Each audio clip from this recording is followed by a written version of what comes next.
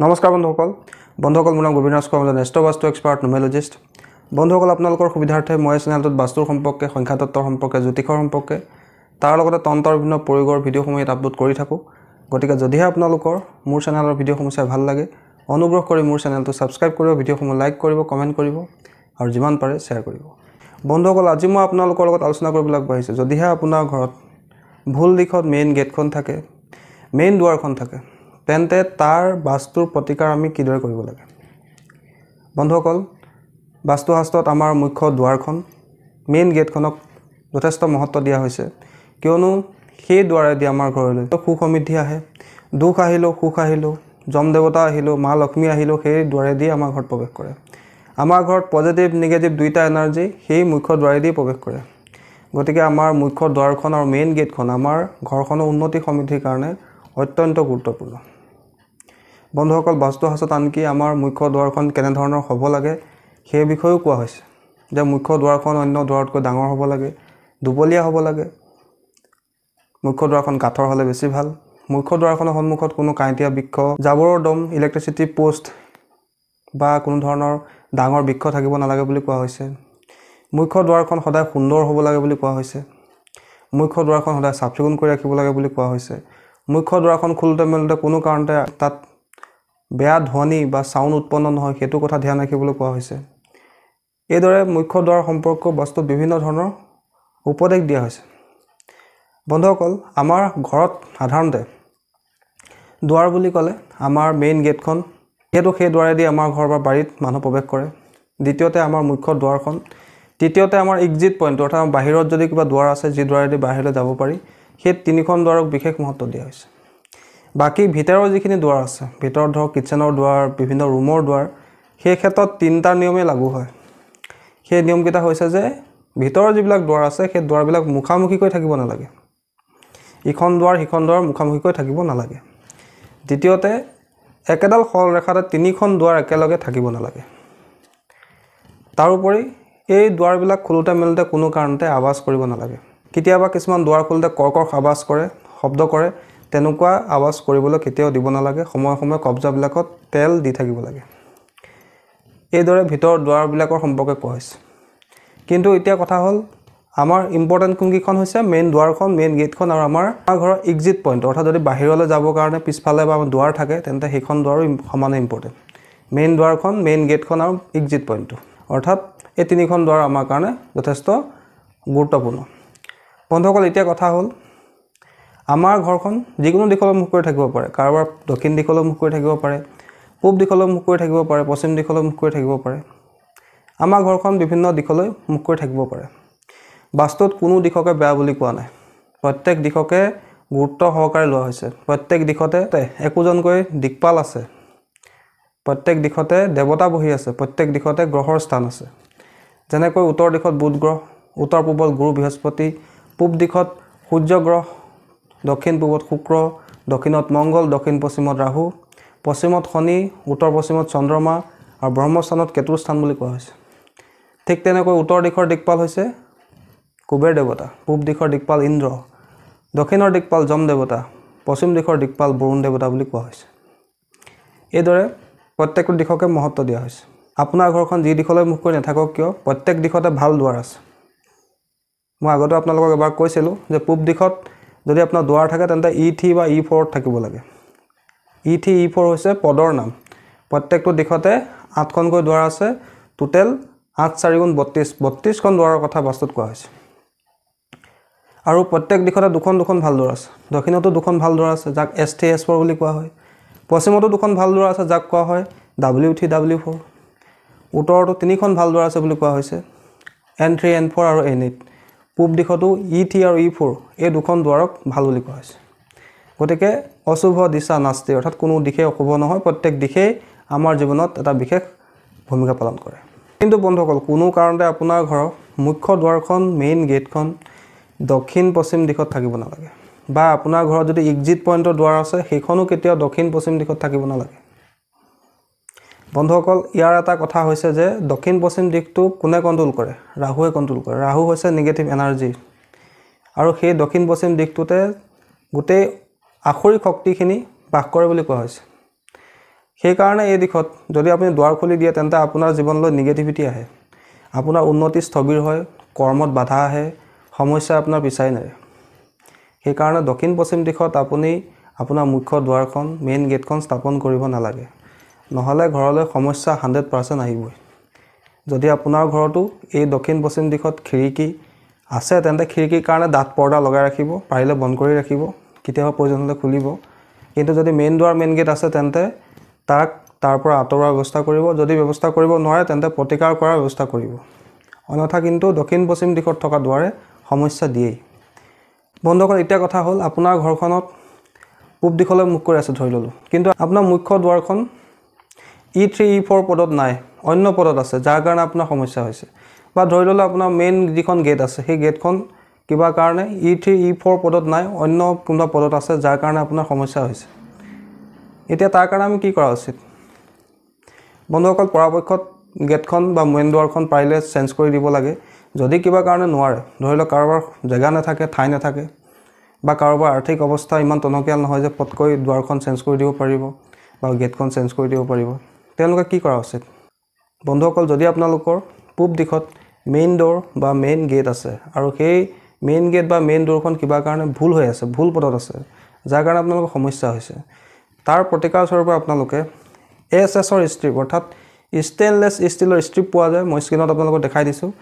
এই ষ্ট্ৰিপটো মেইন গেটখনৰ যিমান চাইজৰ আছে মেইন গেটখন তাৰ মাটিত সমানে, তাৰ তলত সমানে আধা ফুটকৈ গাঁত খানি এই ষ্ট্ৰিপটো খাৰাকৈ আপোনালোকে পুতি দিব লাগে। অৰ্থাৎ এই যিটো খোলা অংশ আছে, গেটৰ যিটো খোলা অংশ আছে, সেই অংশটোত আপুনি মাটিত লগাই দিব লাগে, ইটো মূৰৰ পৰা সিটো মূৰলৈ, কোনো ধৰণৰ মাজত গেপ নৰখাকৈ, যাতে কোনো ধৰণৰ নিগেটিভ এনাৰ্জি যদি সেই দিশত আছে তেন্তে সেই নিগেটিভিটিখিনি ব্লক হৈ যায়।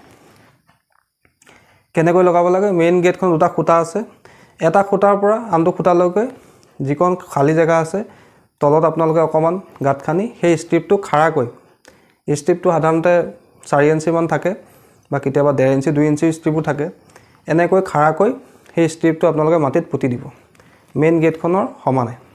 এনে কৰিলে পূব দিশত ভুল পদত থকা মেইন গেট বা মেইন ড'ৰখনৰ যিখিনি নিগেটিভিটি সেইখিনি দূৰ হৈ যায়। বন্ধুসকল, তাৰ ওপৰত যদি কোনোবা ভাড়াঘৰত থাকে আৰু তেওঁলোকে জানে যে তেওঁলোকৰ পূব দিশলৈ মুখকৈ ঘৰটো আছে কিন্তু মেইন দুৱাৰখন কিবা কাৰণে ভুল পদত আছে, যাৰ কাৰণে তেওঁলোকৰ সমস্যা হৈছে, তেওঁলোকে কি কৰা উচিত? এতিয়া ভাড়াঘৰৰ মালিকেতো তেওঁলোকক কোনোপধ্যে দুৱাৰখন ভাঙিবলৈ নিদিব। কি কৰা উচিত? তেওঁলোকে মুখ্য দুৱাৰখনৰ সন্মুখত গ্ৰীণ কালাৰ টেপ, 4 ইঞ্চি বহল গ্ৰীণ কালাৰ টেপ এটা লগাই দিব লাগে। আৰু যদি গ্ৰীণ কালাৰ টেপ নাপায় তেন্তে গ্ৰীণ কালাৰ তেওঁলোকে পেইণ্ট কৰি দিব পাৰে। বন্ধুসকল, কেনেকৈ টেপ লগাব লাগে বা পেইণ্ট কৰিব লাগে মই আপোনালোকক এটা ফটো দি দিছোঁ, আপোনালোকে চাই লওক। এইদৰে যদি আপোনাৰ পূব দিশত থকা গেটখন বা দুৱাৰখন ভুল হৈ থাকে তেন্তে আপোনালোকে ইয়াৰ ৰেমেডিজ কৰিব পাৰে। বন্ধুসকল, তাৰপিছৰ দিশটো হৈছে দক্ষিণ দিশ। বহুতে দক্ষিণমুখী ঘৰক অত্যন্ত বেয়া বুলি কয়, আৰু দক্ষিণমুখী ঘৰত থাকিও মানুহ উন্নতি কৰিব পাৰে, কিয়নো অশুভ দিশা নাস্তি, কোনো দিশে অশুভ নহয়। দক্ষিণ দিশত থকা ঘৰখনৰ মুখ্য দুৱাৰখন যদি S3 বা S4 পদত থাকে, মেইন গেটখন S3 বা S4 পদত থাকে, তেন্তে সেইখন ঘৰো যথেষ্ট উন্নতি কৰিব পাৰে। বন্ধুসকল, মই এনেকুৱা ব্যক্তিও দেখিছোঁ যিসকলৰ ঘৰ দক্ষিণমুখী, যিসকলে পূবমুখী ঘৰতকৈ অধিক উন্নতি কৰিব পাৰিছে, কিয়নো তেওঁলোকৰ মুখ্য দুৱাৰখন মেইন গেটখন সঠিক দিশত আছে। অৱশ্যে এটা কথা সত্য যে দক্ষিণমুখী ঘৰত সদায় ষ্ট্ৰং বাস্তু কৰিব লাগে। কোনো কাৰণতে দক্ষিণমুখী ঘৰত যাতে টয়লেটটো নৰ্থ ইষ্টত নপৰে সেইটো ধ্যান ৰাখিব লাগে। মেইন ড'ৰ আৰু মেইন গেটখন নিৰ্দিষ্ট পদত S3 বা S4 পদত ৰাখিব লাগে। বন্ধুসকল, এতিয়া কথা হ'ল আপোনাৰ ঘৰখন দক্ষিণমুখী, কিন্তু আপোনাৰ ভুলক্ৰমে মেইন গেটখন মেইন ড'ৰখন ভুল পদত আছে, যাৰ কাৰণে আপোনাৰ ঘৰত প্ৰায় সমস্যা হৈ থাকে। এতিয়া আপোনালোকে তাৰ ৰেমেডিজ হিচাপে কি কৰা উচিত? পাৰিলে আপুনি মেইন গেটখন বা মেইন ড'ৰখন S3 বা S4 পদলৈ লৈ যাব। যদি নোৱাৰে তেন্তে কি কৰা উচিত? আপোনালোকে তামৰ ষ্ট্ৰিপ কিনিবলৈ পায়, সেই তামৰ ষ্ট্ৰিপৰ সহায়ত মেইন গেটখনৰ ইটো মূৰৰ পৰা সিটো মূৰলৈকে তলত গাঁত খানি ষ্ট্ৰিপটো বহাই দিব লাগে। আৰু যদি আপোনাৰ ভাড়াঘৰত আপুনি আছে, দক্ষিণমুখী আপোনাৰ দুৱাৰখন আছে, তেন্তে সেই দুৱাৰৰ সন্মুখত ৰেড কালাৰ 4 ইঞ্চি টেপ এটা লগাই দিব লাগে, অন্যথা আপোনালোকে ৰেড কালাৰ পেইণ্টটো কৰি দিব পাৰে। এনে কৰিলেও সেই দুৱাৰৰ নিগেটিভিটিখিনি দূৰ হৈ যায়। বন্ধুসকল, এইখিনিতে আৰু এটা কথা কৈ থওঁ, যদিহে আপোনাৰ ঘৰখন দক্ষিণ পূবত দুৱাৰ আছে তেন্তে আপোনালোকে সেই দক্ষিণ পূবত থকা দুৱাৰখনৰ ৰেমেডিজৰ কাৰণেও কপাৰ ষ্ট্ৰিপ বা ৰঙা ৰঙৰ টেপ বা ৰঙা ৰঙৰ পেইণ্ট ব্যৱহাৰ কৰিব পাৰে। বন্ধুসকল, তাৰপিছৰ দিশটো হৈছে দক্ষিণ পশ্চিম। বন্ধুসকল, দক্ষিণ পশ্চিম দিশত কোনো কাৰণতে আপোনাৰ দুৱাৰ থাকিব নালাগে। মেইন গেট মেইন ড'ৰটো কোনো কাৰণতে থাকিব নালাগে। যদি আছে তেন্তে তাৰ ৰিমেডিজ হিচাপে আপোনালোকে সেই দুৱাৰখন পাৰিলে বন্ধ কৰি দিব লাগে। যদি নোৱাৰে তেন্তে সেই দুৱাৰখন ইটো মূৰৰ পৰা সিটো মূৰলৈকে বা মেইন গেটখনৰ ইটো মূৰৰ পৰা সিটো মূৰলৈকে আপোনালোকে ব্ৰাছৰ ষ্ট্ৰিপ কিনিবলৈ পায়, সেই ব্ৰাছৰ ষ্ট্ৰিপ লগাই দিব লাগে।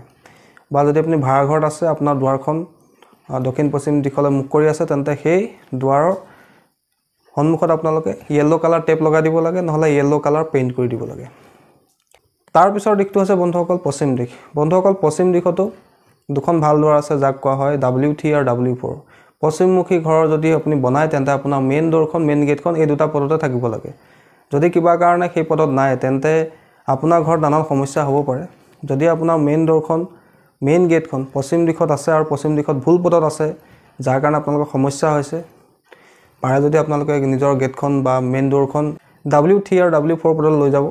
যদি নোৱাৰে তেন্তে আপোনালোকে সেই মেইন গেটখনৰ ইটো মূৰৰ পৰা সিটো মূৰলৈকে মাটিত আপোনালোকে ব্ৰাছৰ ষ্ট্ৰিপ লগাই দিব। আৰু যদি আপুনি ভাড়াঘৰত আছে, আপোনাৰ ঘৰখনো পশ্চিমমুখী কিন্তু কিবা কাৰণে সেই দুৱাৰখন ভুল পদত আছে, যাৰ কাৰণে আপোনালোকৰ সমস্যা হৈছে, তেন্তে আপোনালোকে সেই দুৱাৰখনৰ ফ্ৰণ্টত হোৱাইট কালাৰ টেপ লগাই দিব পাৰে বা হোৱাইট কালাৰ পেইণ্টটো কৰি দিব পাৰে। এনে কৰিলে সেই দুৱাৰৰ নিগেটিভিটিখিনি দূৰ হৈ যায়। বন্ধুসকল তাৰ পিছৰ দিশটো হৈছে উত্তৰ পশ্চিম। বন্ধুসকল উত্তৰ পশ্চিম দিশত যদি আপোনাৰ দুৱাৰ থাকে তেন্তে তাৰো ৰিমেডিজৰ কাৰণে আপোনালোকে ব্ৰাছৰ ষ্ট্ৰিপ ব্যৱহাৰ কৰিব পাৰে। আৰু যদি ভাড়াঘৰত আছে তেন্তে আপোনালোকে হোৱাইট কালাৰ টেপ বা হোৱাইট কালাৰ পেইণ্ট ব্যৱহাৰ কৰিব পাৰে।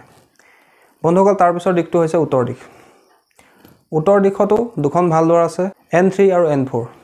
আপুনি যদি উত্তৰমুখীকৈ ঘৰ বনায় তেন্তে আপোনাৰ মেইন গেটখন, মেইন দুৱাৰখন সদায় N3, N4 এই দুটা পদতে থাকিব লাগে। বা আপুনি A-নেটৰ ফালেও মেইন দুৱাৰখন বনাব পাৰে বা মেইন গেটখন বনাব পাৰে।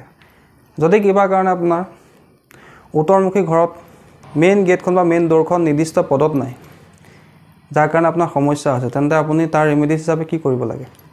পাৰিলে মেইন গেটখন, মেইন দুৱাৰখন N3 বা N4 পদত খুলিবলৈ চেষ্টা কৰিব লাগে। যদি নোৱাৰে তেন্তে আপোনালোকে সেই মেইন গেটখনৰ ইটো মূৰৰ পৰা সিটো মূৰলৈকে মাটিত আপোনালোকে এলুমিনিয়ামৰ ষ্ট্ৰিপ আপোনালোকে লগাব লাগে। আৰু যদি আপুনি ভাড়াঘৰত আছে, আপোনাৰ ঘৰখন উত্তৰমুখীকৈ আছে, কিন্তু আপোনাৰ মেইন দুৱাৰখন বা মেইন গেটখন সঠিক নাই, তেন্তে তাৰ ৰেমেডিজ হিচাপে আপোনালোকে কি কৰিব পাৰে? মেইন দুৱাৰখনৰ ফ্ৰণ্টত আপোনালোকে ব্লু কালাৰ টেপ লগাই দিব পাৰে বা ব্লু কালাৰ পেইণ্ট কৰি দিবও পাৰে। এনে কৰিলে উত্তৰ দিশত ভুল পদত থকা দুৱাৰৰ নিগেটিভ এনাৰ্জিখিনি দূৰ হয়। আৰু বন্ধুসকল যদি আপোনাৰ দুৱাৰখন নৰ্থ ইষ্টত আছে, উত্তৰ পূব দিশত আছে, তেন্তে কোনো ৰিমেডিজ কৰাৰ দৰকাৰ নাই, কিয়নো নৰ্থ ইষ্টৰ দুৱাৰখনে কেতিয়াও আপোনাক ক্ষতি নকৰে। হয়তো আপোনাক উন্নতি কমকৈ দিব পাৰে কিন্তু কেতিয়াও ক্ষতি নকৰে। গতিকে নৰ্থ ইষ্টত যদি দুৱাৰ আছে তাৰ ৰিমেডিজ কৰাৰ কোনো ধৰণৰ প্ৰয়োজন নাই। বন্ধুসকল যিসকলৰ মেইন দুৱাৰখন দক্ষিণ দিশলৈ মুখ কৰি আছে বা পশ্চিম দিশলৈ মুখ কৰি আছে, তেওঁলোকে তেওঁলোকৰ মুখ্য দুৱাৰৰ ওপৰত পঞ্চমুখী হনুমানৰ এখন চিত্ৰ সদায় লগাই ৰাখিবই লাগে। যিহেতু পশ্চিম দিশৰ অধিপতি শনি, দক্ষিণ দিশৰ অধিপতি মংগল। শনি আৰু মংগল দুইটা গ্ৰহকে কণ্ট্ৰল কোনে কৰিব পাৰে? হনুমান দেৱতাই কৰিব পাৰে। আৰু হনুমান দেৱতাৰ অত্যন্ত শক্তিশালী ৰূপটো হৈছে পঞ্চমুখী হনুমান।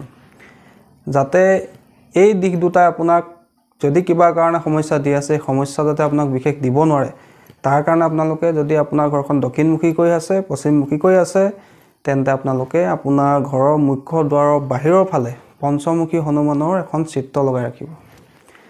আৰু যিসকলৰ ঘৰ পূবমুখীকৈ আছে, তেওঁলোকে মুখ্য দুৱাৰৰ ওপৰত কপাৰ চান অৰ্থাৎ তামৰ সূৰ্য এভাগ লগাবলৈ নাপাহৰিব, যিহেতু পূব দিশৰ অধিপতি গ্ৰহ সূৰ্য।